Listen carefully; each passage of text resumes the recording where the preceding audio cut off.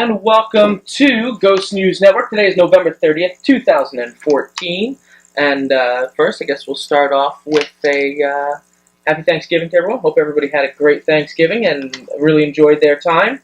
As always, I'm Dimitri Haratos, along with Michael Carlito, Nancy Skiri. We have a couple of other people sitting in the room today. Who wants to introduce them? Let's just go down the row. Hi, I'm Shannon. Teresa. and Jake. And let's see, Shannon, you guys know, she's our resident psychic. And I feel like Bill Murray from Ghostbusters, too. Yeah, you go. The way he says that. And we also have two new members, Teresa, who just came off probation, and Jake, who should be off probation hopefully soon. So get it together, Jake. Right? Yeah, so let's start with you, Teresa. Why don't you tell us about yourself and what you like about this group, or what you're looking to get from this group? Well, I just got off probation, like they said. I started in the beginning of October.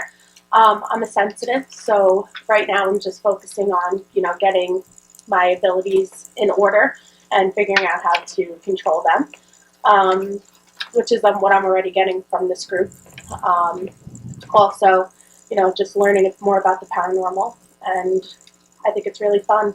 We have a great time investigating, even in the meetings, so I like it a lot. Very good. You've done a couple of investigations so far. What do you think?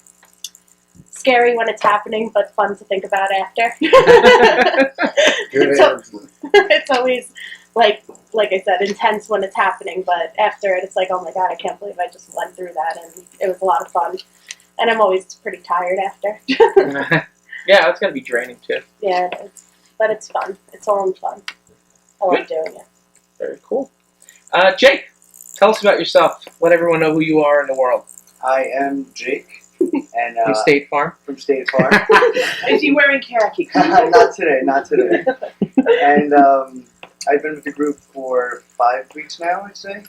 And already within those 5 weeks, it's already been a life-changing experience, and I've learned so much already, and look forward to learning more and seeing what I can. I already know that I can get a lot out of this group, so I'm very excited to be a part of it. And like I said, just looking forward to what comes and learning whatever I can. Very good. Awesome.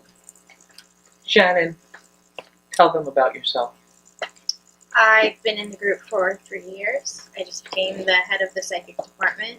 I'm also the head of the stone department. It's a lot of fun. When I first joined this group, I joined it because I thought I was crazy. Because I didn't realize how sensitive I really was. And I feel like I've come a long way, and we've become like family. And I love it. Good. Yay! Yay!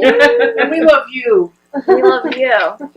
Flowers for everybody. Group hug, everybody, all over the internet. Just let's get all together and hug. Hug it out, hug it out. As you can tell, we're all still feeling thankful. We'll be ravenous as Christmas approaches and we get angry. Hey, any family holiday you can walk away from is a good one. Oh, yeah. That's what I say. And keeping it professional, my wife is creaking through the house, as always. Say hi, Abby. Hi. Hello, Abby. Yay! Abby is apparently making cookies for the Ghost News Network. Hooray! and not the children upstairs. The children under the stairs, probably. But we've another 2 weeks has actually passed. We took a break for before Thanksgiving, but we're back. And Mike, tell us what's new in the world of LIPI. A lot. We got a lot of new equipment that we've been testing out. We just started using the Ovilus 4. That write-up should be on the website shortly. It's interesting, for the lack of a better term.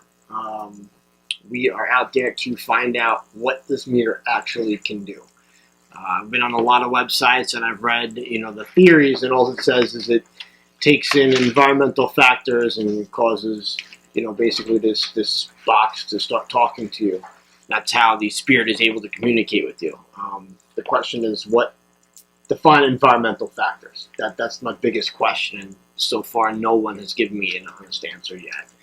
So we're going to take it upon ourselves to try to figure that out, whether it being EMF, radio frequencies, microwaves, ions, beta or gamma radiation. I highly doubt weather plays its toll in this.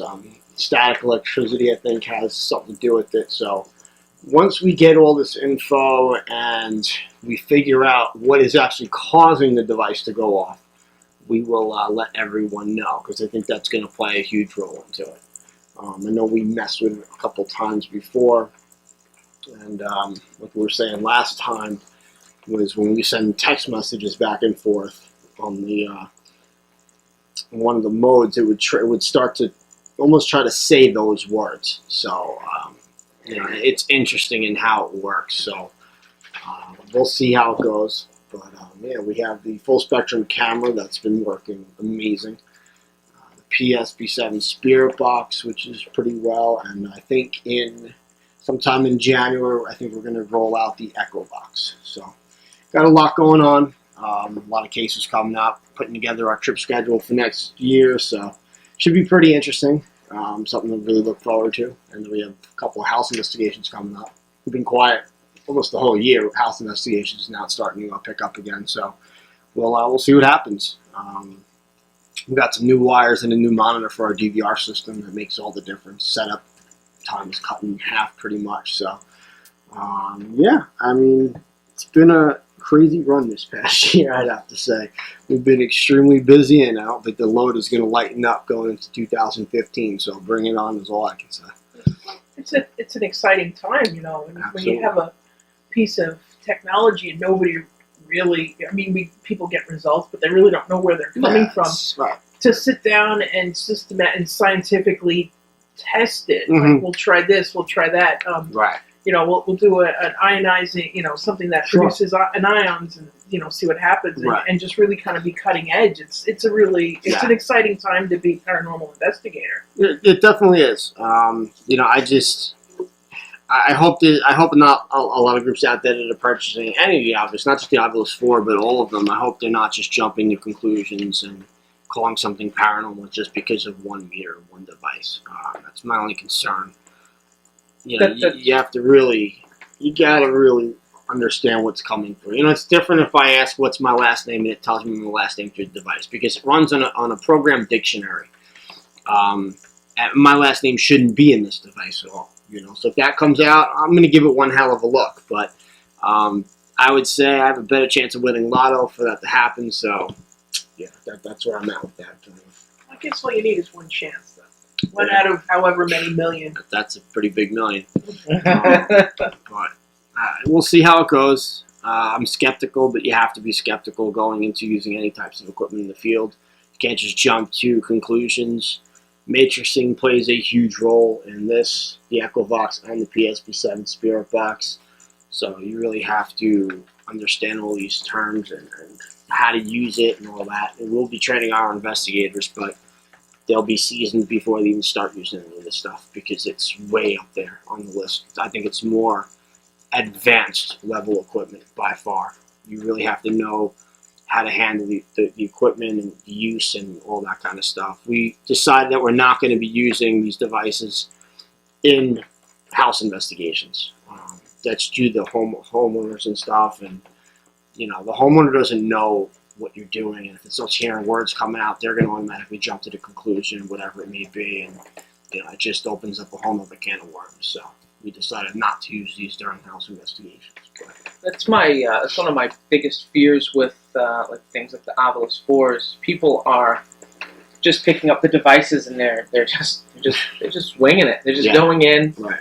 full steam ahead, saying, "Oh, this is a paranormal device. It's going to pick up paranormal things," and Right. that's the only option. So, anybody that's starting with new equipment, please try and break it down. And if you're not sure, go to our website, because we may have broken it down already. The problem I have with a lot of these devices, like for instance, for an EMF meter, for instance, you go to a place, say you consider your house not to be haunted, you've never had any experiences, whatever. Using the EMF meter in there, most likely you're going to get some readings due to whatever it may be. electrical panel, you know, wires, whatever it is, but you're able to tell the difference in where it's coming from, and it's not a haunting. Problem is, you can go into someone's house that's never had any experiences, no equipment's ever gone off, and then you could set up the Ovilus or the PSB7 Spirit Box or the Echo Box, and now you're getting stuff. I ask, how is that possible? How is that possible? And nobody can answer me. That's the problem. And you can do that anywhere you go. I guarantee anywhere I go, even if I'm on a plane, 30,000 feet in the air, I guarantee the Ovilus still works. And that's a problem. That's a big problem, because you're not going to sit there and tell me that, you know, there's 30 ghosts with me on the freaking airplane traveling 600 miles an hour at 30,000 feet. I guarantee I could take this thing into space and probably work. You know, that to me is a problem, though, because it's always going to shoot outwards, you know, and that's where the credibility of the device completely drops out. You know, maybe not the PSB7 box, because it does rely on FM and AM frequencies. But I'm wondering, I was just thinking about this I don't know. while we're talking about the PSB7 Spirit Box. Like, it picks up radio frequencies, it picks up AM and FM bands. And, but is it possible for somebody on a weird band, on a walkie-talkie or something, that while we're cycling it through, maybe in between the bands, we might get something through that might be somebody else talking through a walkie that's maybe not too far away from us? The problem is, I believe the PSB7 is running off of megahertz and gigahertz. What is your walkie running off of? Megahertz and gigahertz. Yeah. It's there. The frequency's there. That's what I'm saying. You might be getting a hey, but it could be somebody walking into somebody else and saying hey. It just happens to be in between the frequencies. That's the problem. It's still running on those radio frequencies. You know, the Echo Box is a little different. But once again, it's similar.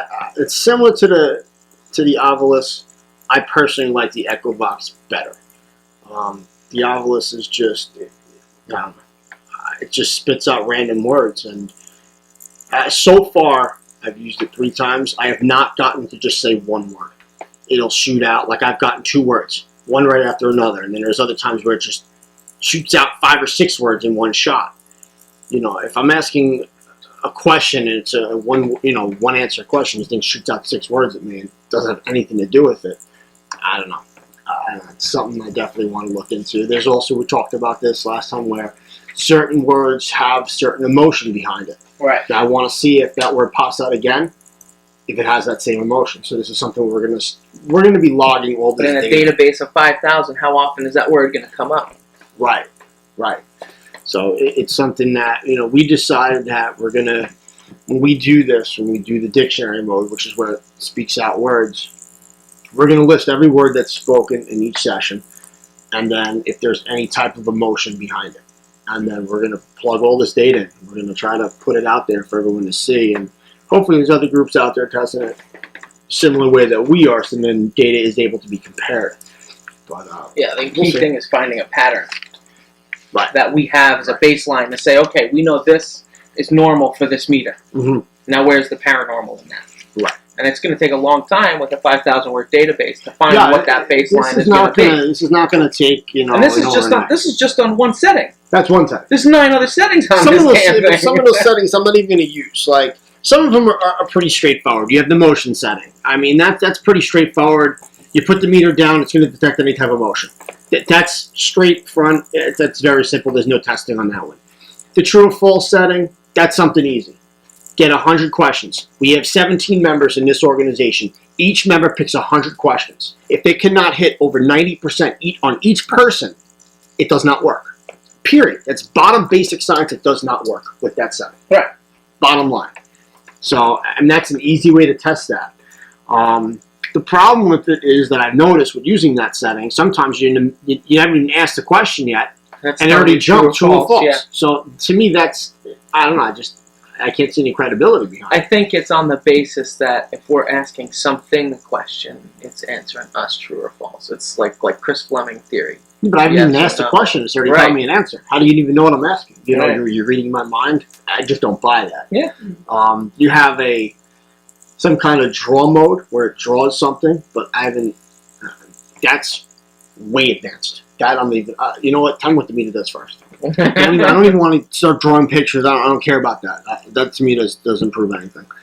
But we'll see. We'll see how it goes. It's gonna draw the Slender Man at every location. Please. But like the K2 study that we did, we got a lot of grief from that because people just automatically wanted to assume, well, every time the lights go off and happens to blink twice for yes, well, then there's a spirit there. No, because I'm sorry, but you're afraid of frequencies that affect that meter. And then you ask a group, do they use walkie-talkies? Yeah. Well, do you have your cell phones on? Yeah. Well, there's your problem. You have a show like Ghost Hunters where any of the TV shows, they're wireless mic'd. They have wireless mics.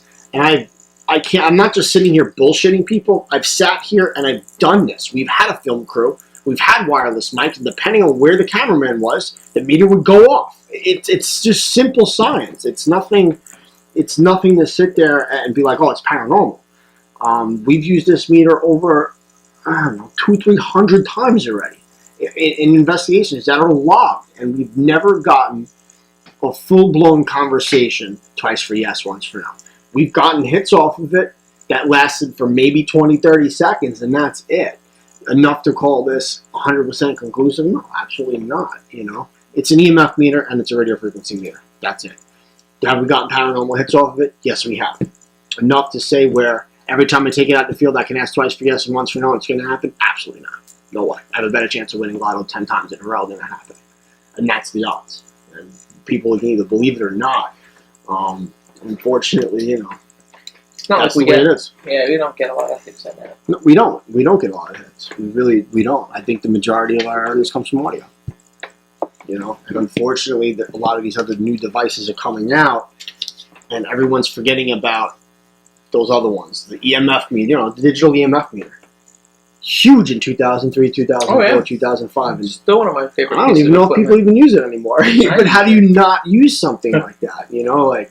How do you not? And that's I question that. I really do question that. Yeah, if you think I'm questioning it, I'm in the field. What's new? When you're sitting out there, you have a million people out there that are skeptics, and they look at what's being used in the field, and they're like, "Are you kidding me?"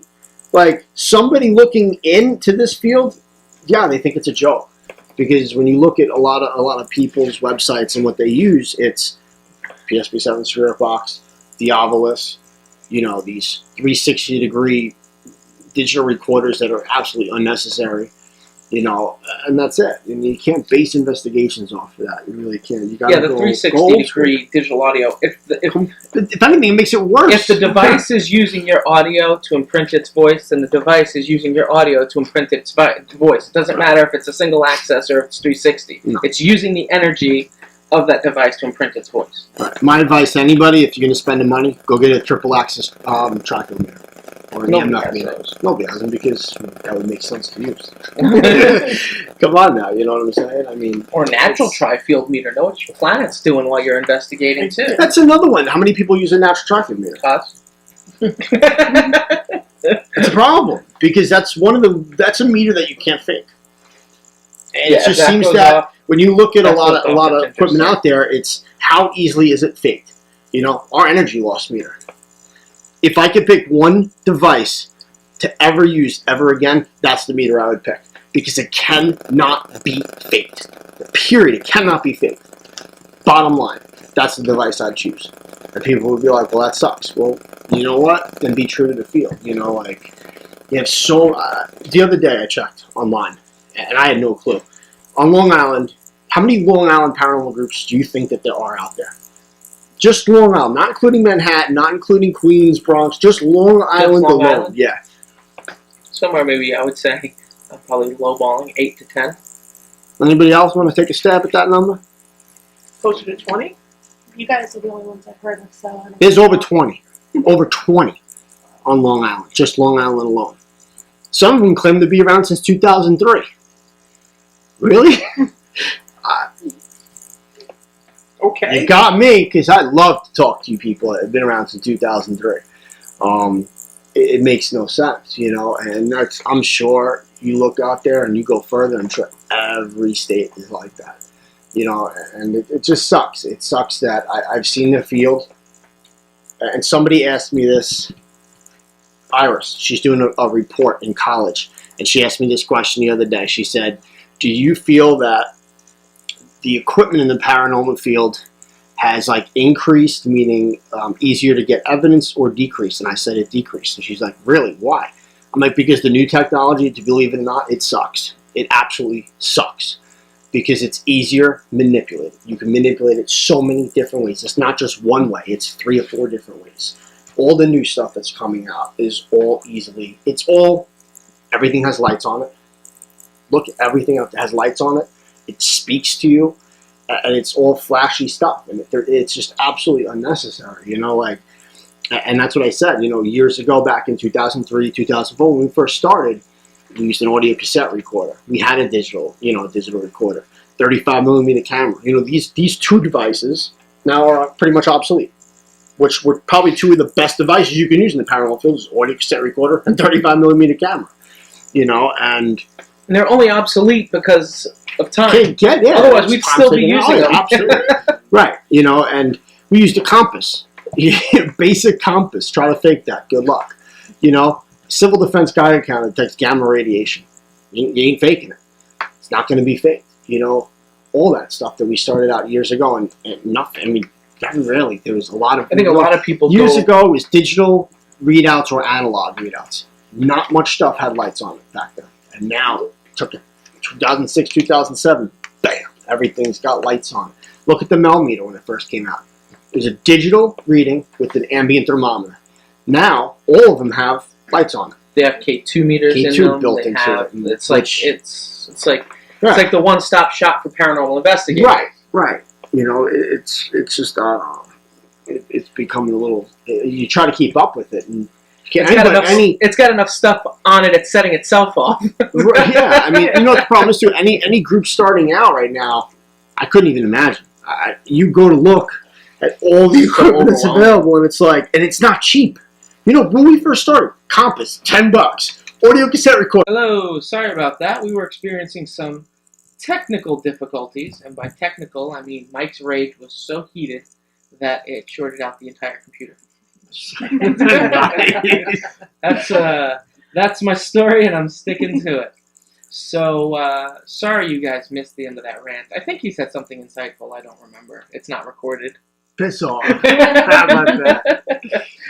So it was brilliant, actually. Yeah, it was brilliant. Sorry you guys missed it. Sorry. Missed that lightning in the bottle. All right, so what we're going to do is we're just going to jump in. We have a great show lined up ahead of us. We have our Urban Myths and Legends, which is the year in. We have our Definition of the Week, which is Fear Cage Equipment Review. We're going to talk about the EMF Multi-Detector 2. We also are going to be talking about This Week in Paranormal History, which was December 1st, 1862. Abraham Lincoln gives his State of the Union address. Nancy's going to start street walking and give you her social corner. And we've got some... No, start. Yeah, I've been at it all day. Where have you been? She's been strutting for a long time. Like no shame in my game. We've got some fan questions to answer, and then we'll continue with our analysis of Mount Misery Road Site 2 EVP. But Mike, go ahead and jump into Urban Myth. We'll try to blow through this and try to catch up a little bit. So, the year in brief history, formerly known as the James Brown House. The federal-styled 2.5-story building on 326 Spring Street in Manhattan became one of the earliest designated historical landmarks by the United States National Register of Historic Places in 1969. Built sometime at the turn of the 18th century, James Brown, an African-American and Revolutionary War veteran, bought the building in 1817 and turned it into a lucrative tobacco shop. It has been rumored that Brown was one of the Revolutionary soldiers depicted in Emmanuel Lutz's iconic Washington crossing the Delaware painting. After Brown's death, and due to the store's closed location to the waterfront at the time, before urban development, it stood only feet away from the Hudson River and became a tavern servicing local sailors in the area. In 1890, Thomas Cook took proprietorship installing a brewery. When Prohibition was passed in 1919, the tavern was converted into a speakeasy known as the Green Door, with its proud motto known coast to coast. The upstairs floors were converted into a boarding house and sometimes brothel. Sailors would frequent the establishment for a warm place to rest their head, some hearty beer to fill their bellies, and a friendly smile to brighten their spirits. When Prohibition ended, the Green Door reopened and stayed the local watering hole until 1977. At this time, it was purchased by a group of artists who, in keeping the restrictions of historical landmarks, altered the name from Bar to Ear after their magazine, Ear, E-A-R, produced upstairs, thus giving its current name, the Ear Inn. Haunted history. Visitors to the bar say they have seen ghosts that are said to date back to the boarding house days. One ghost in particular that seems to make a recurring appearance is that of Mickey, a sailor staying at the boarding house, waiting for his ship to come, and who met a tragic end when he was struck by a car outside the Ear Inn. According to owner Martin Sheridan, Mickey is a bit of a beverage burglar, stealing patrons' drinks and amusing himself as they accuse friends and fellow bargoers in search of their missing drinks. He also has a fondness for the female staff and clientele, playfully goosing them on occasions. Nice. So, yeah. I'm familiar with this term goosing, Mike. Grabbing their ass. I've been to this place, I think, once or twice. Really cool location. If you're ever in Manhattan, check it out. Don't know if they do paranormal investigations or not. It's a bar in Manhattan. That's all I can say. So trying to close that bar to do an investigation is quite, complicated. Although So field research, if you're over 21, is, I'm sure they wouldn't turn that down. yeah, sure. But yeah, we'll have to go in there one time. So that's about it. That's all I got for you. It's on our website, www.liparanormalinvestigators.com. Is that after the chicken and rice? That's Or after before? chicken and rice. And before. Go And before? Absolutely. But yeah, check it out on our website, www.liparanormalinvestigators.com. All right. Now we have our definition of the week. And definition of the week is fear cage. And it's a term that we use to describe a confined area such as a walk-in closet, hallway, or basement that gives off very high EMF readings. The combination of being both close and confined within the area of strong EMF often brings out extremely great feelings of uneasiness, anxiety, paranoia, and or uncontrollable fear. When this occurs, the best thing to do is quickly and calmly just leave the area and go to a more open area with lower EMF. I've experienced fear cages. I think some of us here have experienced them in the past. We did a Cape house at a private residence one time, and the EMF was so high. And I was down investigating, and as I was standing there, we killed all the lights, and we're just sitting, and those of you that have investigated know I can sit in a room all night without a light or anything and just sit in quiet and no problem, probably fall asleep. But for whatever reason, EMF was so high in this small area in the basement that I was like paranoid. I'm looking over my shoulder, I'm constantly clicking my flashlight to see if I can see anything. And then I take out my digital EMF because, I like the old school equipment, and I always carry one on me. And so I scan up, and I realize the EMF above my head was, I think it was like 133 or something like that. It was just pounding me in the skull. And I was just like, I got to get out of here. It's too much. And then we moved away, and within a couple of minutes, it was gone. But yeah, it's pretty messed up situation, but it also goes to show people that what you're experiencing might not be paranormal. It very well could just be something like high EMF, and that's why before we do any house investigations, we walk through the entire residence and we check every outlet and sink and everything. We check everything from head to toe just to make sure that there's nothing natural causing you to feel like there's something paranormal going on. And it's Fear Cage. There you have it. With a cherry on top. Perfect. Mike, we have equipment that do things. Tell us about one of those. Please. One of those would be the EMF multi-detector too.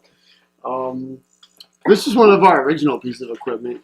It's your basic EMF meter. The range is a lot further than most EMF meters. This thing has a range of 0 to 30 feet. Most EMF meters are hitting around about the 8-foot range. This is 30. A lot of times this was originally used for like telephone poles and stuff like that, where you're on the ground able to see what kind of levels EMF are from above. This has lights on it. There's no digital readout, no analog. It's just a meter that lights up. And why do we use EMF meters in the field? And there's a couple theories. One is that when a ghost manifests, it's going to give off electromagnetic fields, and this meter would be able to pick up that EMF field. Number 2 is if you're in a location that has high EMF, fear cage, you can use that. What's happening here is the Today's show is just so well together. There you go. The entity needs some type of energy to manifest, and this being high EMF energy, it's able to draw in that high EMF energy to manifest. And of course, being that this meter has lights on it, you are able to use what's called the Chris Fleming theory, where you ask the entity twice for yes and once for no. You know, basic, you just ask your basic yes and no questions and see if it lights up or not. On this meter, I can't really recall us having any type of activity happen that way. We have gotten some interesting spikes off of this meter in the past. Obviously, it's one of our originals since 2003 that are unexplainable. But you know, I can't really say otherwise. The meter probably runs, price-wise, I'd say probably about $100.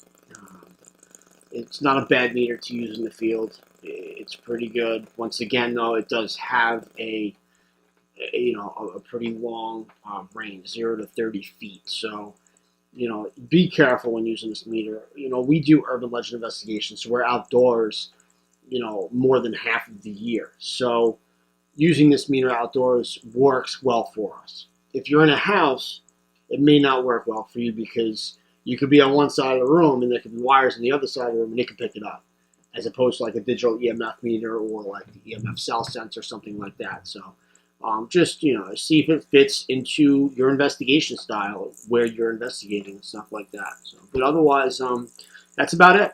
That's all I got for you. I like it. I don't have. I have a lack of fondness for devices I have to hold down the entire time. Just because. Rubber bands. Just because. Oh yeah, absolutely. Just because when you're using it and stuff like that, you might not notice it, but you're holding it for, you know, sometimes we're doing urban myths and legends for an hour and you're holding this device, and if you don't have a rubber band and you're using your finger, then you might not notice it, but your finger muscles will flinch or whatever, fluctuate, and it might go off and go back on, because anytime you push the button, it goes all the way up and it goes all the way down. Right. You might think it's a reading, and it's just your fingers are tired. Yeah, and, you know, that's a good point. I mean, you know, a lot of times people have the original K2 meter. They'll put usually a penny or a dime in there, and it holds the button down so you're not holding it the entire time. Any meters that have a button like that, a simple rubber band could do it as well. Obviously, the K2 rubber band ain't going to work, but if it's an actual button where you can't jam anything in it, just get a rubber band and put it around a couple times where it's holding that button down the entire time. Now it's hands-free. And it makes all the difference in the paranormal field. So, yep. Good stuff. There's nothing more technologically advanced than a rubber band over a push button. And a penny. Beach duct And a tape. penny. It does. Beach duct tape. That's all I got. That's it. We should do a YouTube video of paranormal hacks. That'd be funny. Sure. Can do that. The old school paranormal hacks. Right. See our original energy lost here. It's cardboard box, duct tape. Oh, It was. I remember that. I trained on that. It beat the original way of holding a 9-volt battery and holding the other end of the meter in the other hand and wires attached. That's how we first used it quite a few times. And Old then school. we had a guy that kept using the 9-volt battery, and at the time we had no funding and giving He's him my not here pocket, anymore, so, is he? No. See, He that's was, what God happens. help Don't you. lose the battery. That's it. Just saying. You don't want to know what happened to the other guy. Very careful. So, He's the one that haunts his house now. The office. what do we See got that for, shadow figure flying around? That's it. what do we got for this week in paranormal? This week in paranormal, Nancy's going to do the history. Okay. She's just now being told. I am. Nice. So I see how she was just so quick to not make it seem like I just decided I was going to let her read it because I don't That's feel like it. yeah. So she's going to be reading the history, and I'm going to do the paranormal history. Awesome. Absolutely. Ladies and gentlemen, let me tell you about what happened this week in paranormal She has history. plenty of time to prep. Absolutely. No. Let's see how I do. On this day in 1862, President Abraham Lincoln addresses the U.S. Congress and speaks some of his most memorable words as he discusses the Northern War effort. Lincoln used his address to present a moderate message concerning his policy towards slavery. Just 10 weeks before, he had issued his Emancipation Proclamation, which declared that slaves in territories still in rebellion as of January 1st, 1863, would be free. The measure was not welcomed by everyone in the North. It met with considerable resistance from conservative Democrats who did not want to fight a war to free slaves. In November of 1862, however, elections were widely interpreted as a condemnation of the Emancipation Plan. The Democrats won the New York governorship and 34 seats of the U.S. House of Representatives, though the Republicans gained 5 Senate seats and maintained control of most state legislatures. Lincoln used the State of the Union address to present a more moderate position on emancipation. He mentioned gradual, compensated emancipation of slaves, which many moderates and conservatives desired, but he also asserted that the slaves liberated thus far by the Union armies would remain forever free. Lincoln's closing paragraph was a statement on the trials of the time. The dogmas of the quiet past are inadequate to the stormy present. Fellow citizens, we cannot escape history. The fiery trial through which we pass will light us down in honor or dishonor to the latest generation. We say we're for the Union. The world will not forget that we say this. We know how to save the Union. In giving freedom to the slave, we ensure freedom to the free. Honorable alike in what we give and what we preserve, we shall nobly save or meanly lose the last best hope on earth. Next. God damn. Drop the mic, walk out of the building. I'm sorry. Don't test my skills. That's what's up. That's what's Good happening now. You'd think she was an English teacher. Or No. All the time, right? No, man. I went to community college. Yeah. That's it. I don't knock community college, man. I went to for I think several we years. all actually. went to community college. I went to a 2-year community college for 9 years. You were on the 9-year plan. It's All like right. being a super senior. There you I'm a go. little empty here. That's All right, it. so paranormal claims. Yeah, top that one there, Dimitri. Oh, you know I can. You know. Let's You can see sing it. it for Get us. me another Yeah, glass he of sings wine. it for There us. we go. Yeah, we need a glass for the audience. Yeah, but they're gonna need it. All right, so the White House is famously alleged for apparitions that Abraham Lincoln has been seen there. Eleanor Roosevelt never admitted to having seen Lincoln's ghost, but she did say she always felt his presence repeatedly throughout the White House. Mrs. Roosevelt also said that the family dog, Fala, would sometimes bark for no reason at all when she felt was Lincoln's ghost. President Dwight Eisenhower's press secretary, James Haggerty, and Liz Carpenter, press secretary to the First Lady, Bird Johnson, both said that they felt Lincoln's presence many times. The former president's footsteps are also said to be heard in the hall outside of Lincoln's bedroom. The reputable eyewitness, known as Lillian Rogers Parks, admitted in her 1961 autobiography, My 30 Years Backstairs at the White House, that she said she heard the footsteps as well. Margaret Truman, daughter of President Harry S. Truman, said she heard a specter rapping at the door of Lincoln's bedroom when she stayed there, and many believe that it was Lincoln himself. President Truman also said that he was once wakened by the raps at the door while spending a night in the Lincoln bedroom. Others have actually seen the apparition of the former president. The first person reported to have seen Lincoln's spirit was the First Lady, Grace Coolidge, who said she saw the ghost of Lincoln standing at the window in the yellow Oval Room, staring out at the Potomac. Winston Churchill, Theodore Roosevelt, and Maureen Reagan and her husband have all claimed to have seen the spectral Lincoln in the White House. A number of staff members of Franklin D. Roosevelt administration claimed to have seen Lincoln's spirit, and on one occasion, Roosevelt's personal valet, and ran screaming from the White House, claiming that they have seen Lincoln's ghost. Perhaps the most famous incident was in 1942, when Wilhelmina of the Netherlands heard footsteps outside her White House bedroom and answered a knock at the door, only to see Lincoln in frock coat and top hat standing in front of her. She then promptly fainted.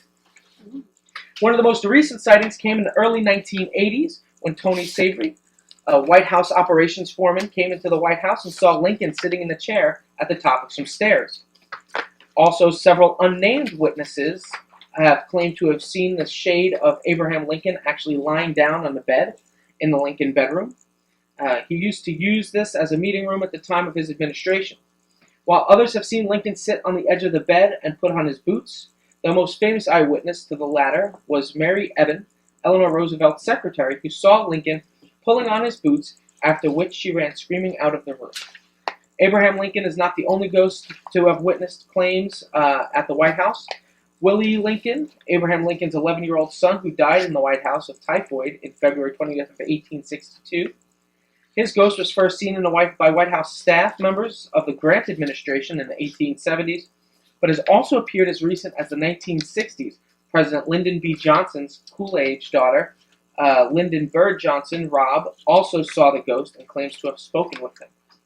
So those are the paranormal claims. Good So stuff. LBJ's daughter was actually doing a paranormal investigation in the White House. I would believe so. That's what it That's seems pretty like. darn cool. It's pretty That great. is cool. That is cool. What do we have to do to get in there? I think we. Be the daughter of the president. I'll Or get to just work. Or walk some- through the doors. or just walk through the Evidently, yeah, you You're can. able to Hop do a that now. fence is pretty simple. There we go. Just that easy. All right. So now that you've heard the paranormal claims, Nancy's going to give you the social street. Ah, yes. Tell us, Nancy. Tell us. What have I Tell been us. seeing? Tell us a tale of what you've seen on the streets. Oh, you don't want to know what I've seen on the streets. Very No, let's well. actually want to. It's the year's winding down. Christmas season's coming. Looking for things to gifts to pick up, or maybe it's a gift you want to get for yourself. If the weather's getting cruddy, if you're not in Australia and dying of the heat, but maybe there you want to stay in the air conditioning. It's fine. Books are always a good idea. I know we occasionally have our movie review. We're all big fans of horror and cookies. Horror cookies. Horror. These cookies are scary. I'm going for this one. Go for that one. Just out. Thank The you. bottom ones are just out. Thank you. Oh, Gives dear. the cold ones on top. There we go. So I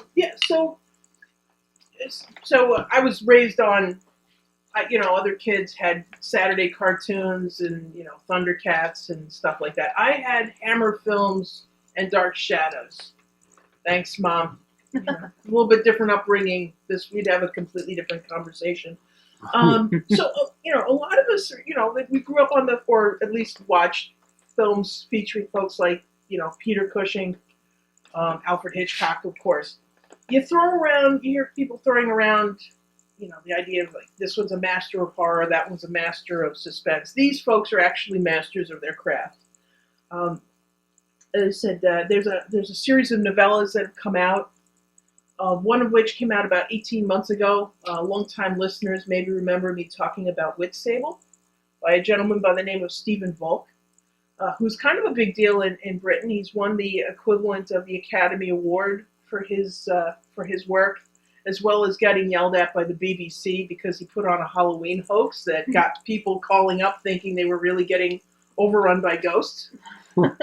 Which makes him pretty cool in my book. But anyway, about 18 months ago, he came out with a book called Wit Sable. What he does is he writes these stories. He takes people, in this case, Peter Cushing. He takes a factual, something that actually happened in their lives and kind of weaves a whole story around it. Peter Cushing, this particular book is set in a small seaside town, Wit Sable, England, and he is... Towards the end of his career, he just lost his wife. He's suffering, we can see it as clinical depression. And he's presented, a young boy comes up to him and says, "Oh, you're the vampire slayer. I'm getting attacked in the night. Please help me." So he's like, no, kid, go away, you bother me. But he keeps coming up to him saying, "Please help me. This vampire comes in the night and he attacks me." He eventually kind of pulls himself out of his sorrow to help this kid. It's a brilliant story. That one is out. He's also coming out pretty soon this spring, a book, Leytonstone, which is based on the work of Alfred Hitchcock. Now, the other book covers the end of a career. This one talks about Alfred Hitchcock's early beginnings. A story that Alfred Hitchcock told a lot was when he was a very small child. His father, who owned his own greengrocery, he was a vegetable seller. He gave his young son a note, told him to go see a policeman and show it to him. So he says, "Okay, Dad, sure thing." This note says, "Take me to jail." So he wanted to teach Alfred Hitchcock not to be a punk, basically. So he put him in jail. Allegedly, according to the story, it was 5 minutes. In this story, it's overnight.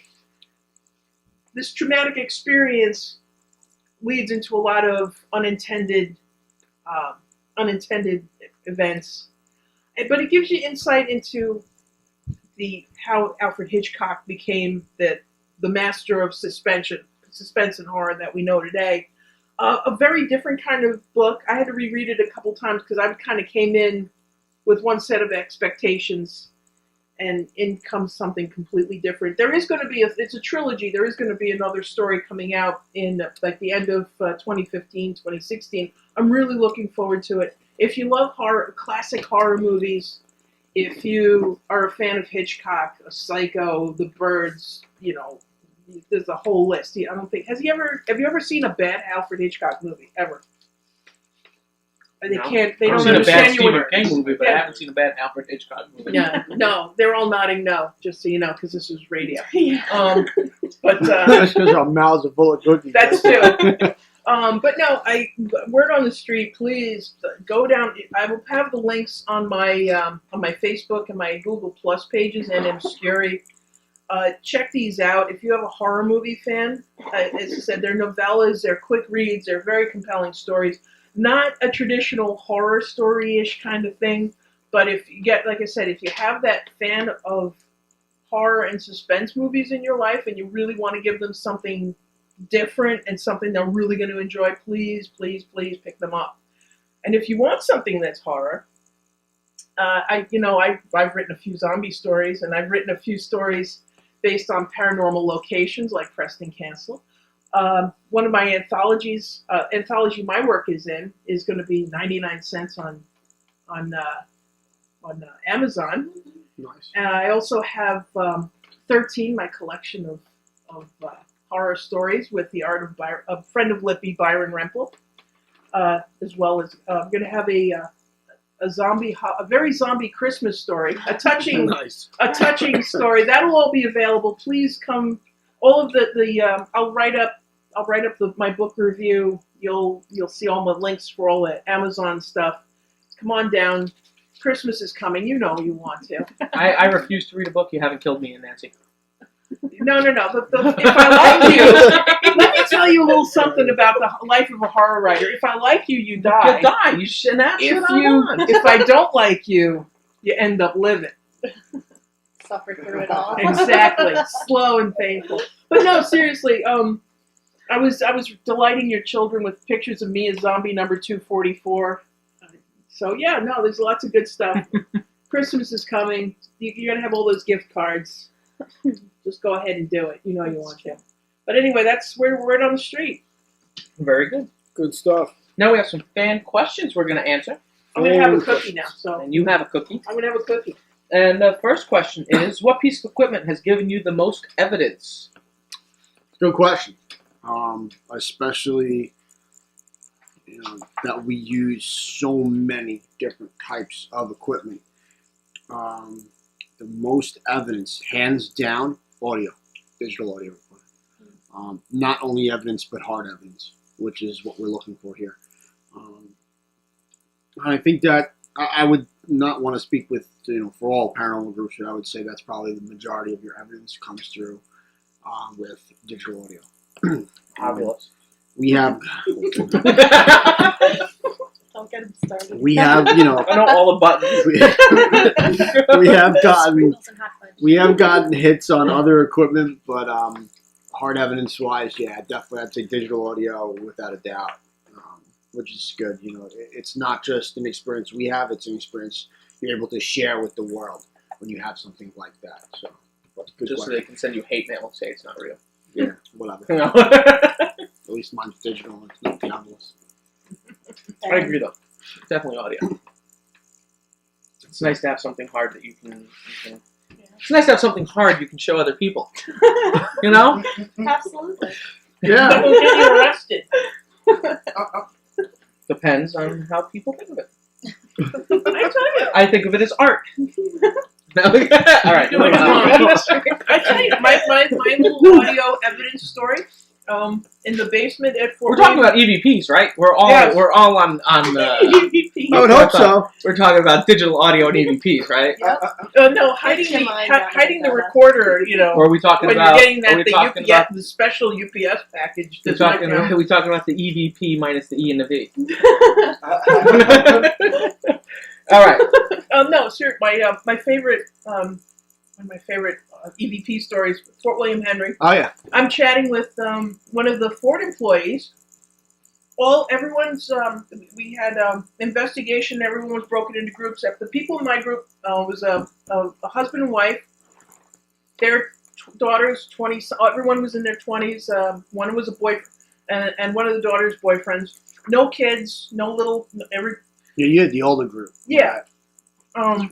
I'm talking to the Ford employee, and we're talking about leaving our location and going to a different location on the other end of the fort.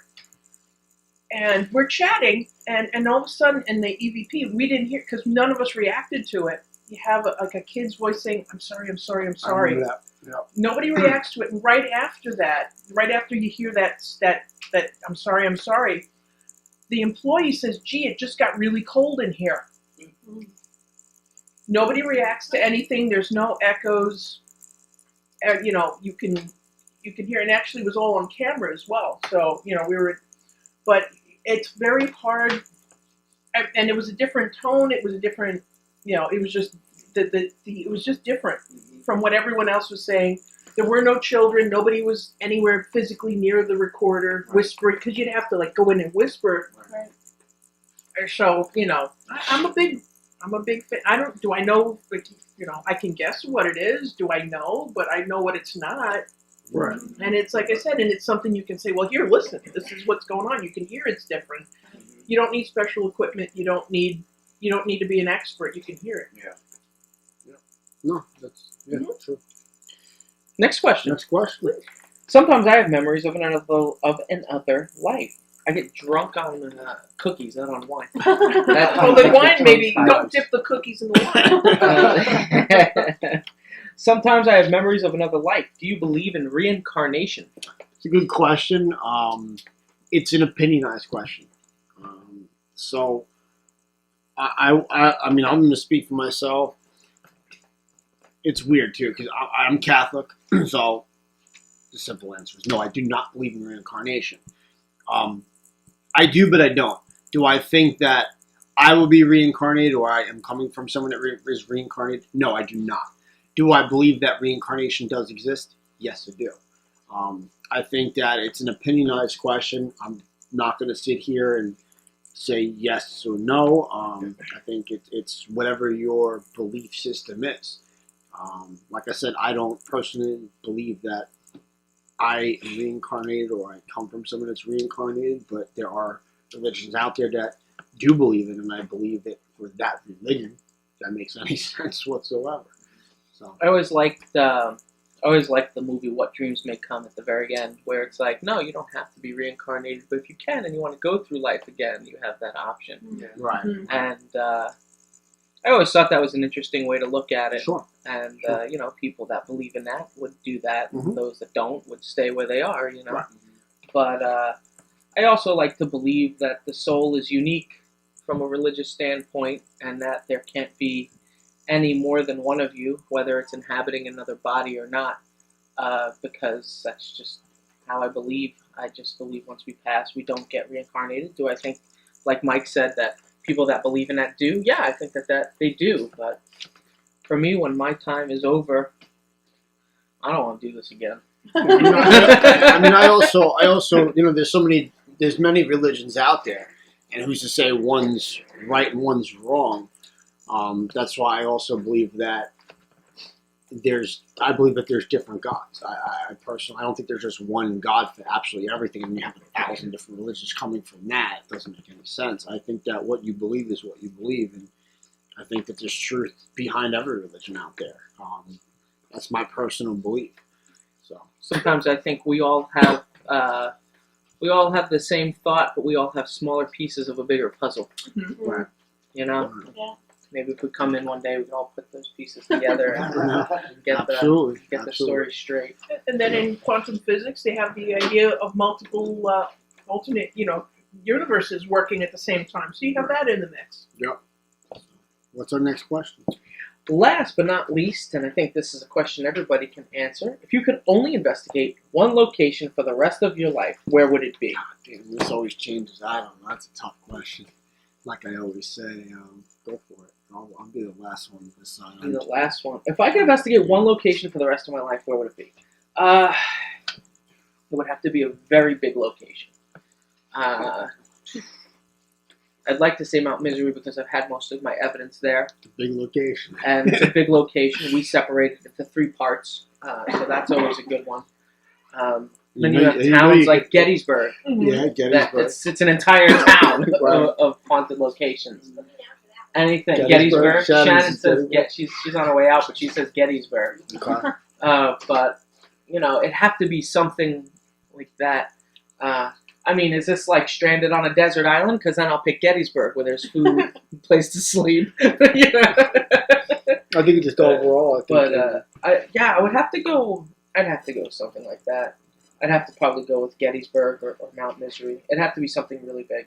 Okay. Mount Misery is a personal love of mine because of all the stuff that we've gathered there, and I take a certain level of pride with that location. So I think I'd like to stay there. Gettysburg. Let's see if I could go anywhere and do anything. And She's going to New Zealand. No, that too. Poveglia Island, the Coliseum. If I could go anywhere for the rest of my life, I get to shut down Rome, and or something like London. Why? A lot of very intense history. It goes back thousands of years. And if you go in Italy, the food's really good. Yeah. There you go. No, The Italian, that's the House really Sicilian has spoken. But yeah, No, that's good. there's breadth and depth. Yeah. Jake, what would you choose? You know what? Hearing all you guys, I would definitely like to Salem. Yeah, that's a good Imagine call. Salem. Yeah, Sounds Think fun. about it. that's it. I like I've been it. there, and I've been there. Yeah, we used to go on you holiday. got I used to a live bunch up of there. different Areas aspects, you can not go just to, one. yeah. Yeah, that's not a bad one. Okay, That'd be crazy. I Teresa. was thinking Ireland, with all the castles and stuff, and all like the fairy lore and all that Find out stuff. about what Stonehenge is. Interesting. all Yeah. that. I think Ireland would be awesome. I would say the rest of my life, I'd probably go with Egypt. There we go. Ooh. Those folks who know something about the You afterlife. have thousands, Oh, man. thousands Wow. of years. All the Way over losses, there. Because at that point, when you talk about investigate a location, you're not just investigating ghosts in the afterlife. There's that whole other thing you put in. And yes, it scares the shit out of me, but I'm not just restricted to just ghosts. I also have that open availability where it jumps into aliens and extraterrestrial life as well. Mhm. I'd probably go with that. Even Yeah. though, like I said, it would scare the crap out of me to find out the actual what really went down. But I think last time we did this, I said my family's hometown in Pilos, Greece. yeah, I think it is. That'd be I mean, Then it's a you're tough looking after question. family members. Yeah, it's a tough question because I've been to so many awesome places, and I mean, if you don't talk about United States, I mean, you have down in St. Augustine, where that's where America was pretty much formed. That's where it started over there. I don't know, Williamsburg, Virginia. It's similar to Gettysburg. You have a huge, town that's entirely haunted. So. There's tons of towns like that. The Alamo in Texas and San Antonio. There's just so much. I don't know. It's crazy. Trying to get all these places on your list in a lifetime is impossible. Yeah. One is if you One did is like enough. one in depth would be that's the whole idea. Yeah. So if you had to be in one spot and that was it, where would you go? Yeah. No, that's an excellent question. That was fun. Yeah, that was fun. I like the fun one. Thank you. Yeah. All right. So last but not least, we have our Lippy Evidence Vault, and this is the last EVP we're gonna play. And then next week we're gonna play the whole thing from you. This is from our Mount Misery. Giant, is anybody here right now who'd like to speak with us?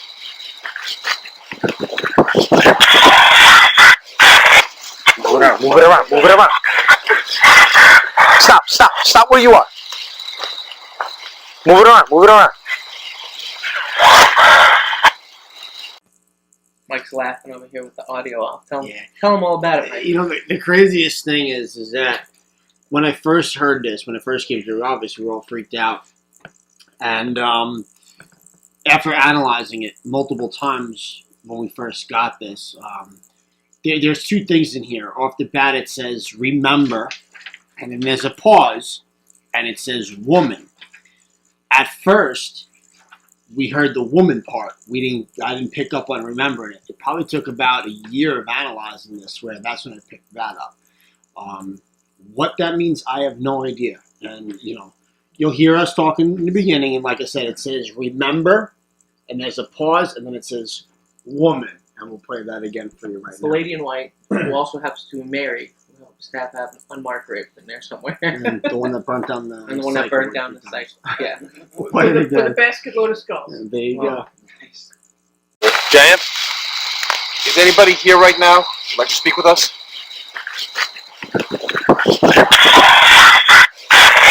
Move it around, move it around, move it around. Stop where you are. Move it around, move it around. Yep. Yeah, and as we've said all the time, this is an audio that's coming through the walkie. There's no clicks. It's not speaking like somebody was chiming in. It was just using that RF, those radio frequencies to come through and speak with us. So Yeah, that's one investigation I'll never forget. I remember like it was yesterday. It was such an awesome night, and that was the first time we were at that location, and that was wild, man. Wow. I'll never forget that experience. That was such a great experience. Can't wait. But I'll be back. oh, we'll I be can't back. wait, but I can't. We'll be at the same time. We'll be back. Definitely You guys won't know what hit you when we go there. Right? Take off Site- work the site next two. day. Now, Site Site 2, where two's this came okay. from, it's hit or miss. I mean, I've been there sometimes, and it's been completely quiet, where, you don't really get anything, where it's more EVP Site than 1's anything. the same thing. Site 1 is similar to that. Site 3 is where it's, even on a quiet night, you're getting at least something, like whether it's personal experience, hidden equipment, whatever it may be, but the Site 2, I haven't done Site 2 in probably, man, it's got to be 5 years. We need someone to drop just you and me. That's on the problem. I'm the drop-off guy. Yeah. I'm the one always doing the drop-off at the site and going and doing Site 3. I want to go to Site 2. I want to go there bad. It's been a long time. I think the last time we actually were at Site 2 is when we filmed for Travel Channel. Fearnet, right? No, it was Travel Channel. Scariest Places in America. That was Site 3. Oh, wait, no, we did both, right? both. We did Site 3 and Site 2. Right, Well, that's cool that was on there. Yeah. Yeah, you can go on their website, and we have occasionally we'll post a link. Then you can actually watch the Post it episode. now, man. I will post it now. Please, please do. Absolutely. I have all the DVDs and everything. Cool. I'll play them in there one night. So, but yeah. All right, so that's all we have for today. Thank you guys for sticking with us. Apologize for the technical difficulties earlier in the show. Hopefully it wasn't too bad. And that's all we have. But as always, you can find us on Facebook. Go to Facebook and just search for Long Island Paranormal Investigators. You can find us on Twitter. Our handle is @LIParanormal. And just the same as Facebook, you can find us on Google+. Just search for Long Island Paranormal Investigators. You can go to our website at www.liparanormalinvestigators.com. And that's it. Best of Long Island voting goes until the middle of this month. So if you have a chance and you want to vote for us, please do. You can go to links. They're right on the top of our website on www.liparanormalinvestigators.com. We're nominated for 3 categories in the services department. One is Best Private Investigator, which is us. Shannon, who was here earlier and spoke with you guys, has been nominated for Best Psychic. And we also have been nominated for Best Long Island-based website. And before we go, I think, Teresa, you had something to say? Just we're also on Instagram now at Ooh. LI Paranormal Investigators. Ooh. At LI Paranormal Investigators on Instagram. To Get see on all the those, Insta. get all those, The gram. Yeah. all those Insta paranormal photos we're not taking. But yeah, so thanks guys, take care, and have a great night. Have a good night. Good night. Bye.